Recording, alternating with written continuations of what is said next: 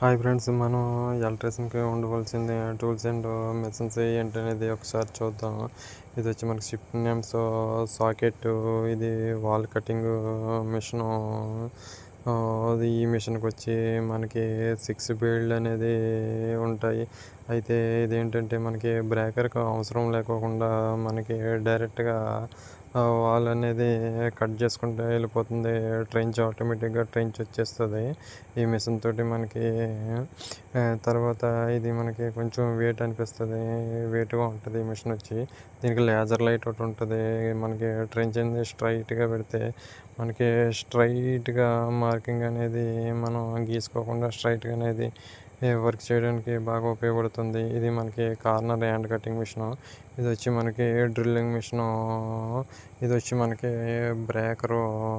ఇది 1 inch bit, flat and శానం bit, ఈ హోల్స్ చేసుకోవడానికి పైపు. ఇది వచ్చి వెజల్ బిట్టు.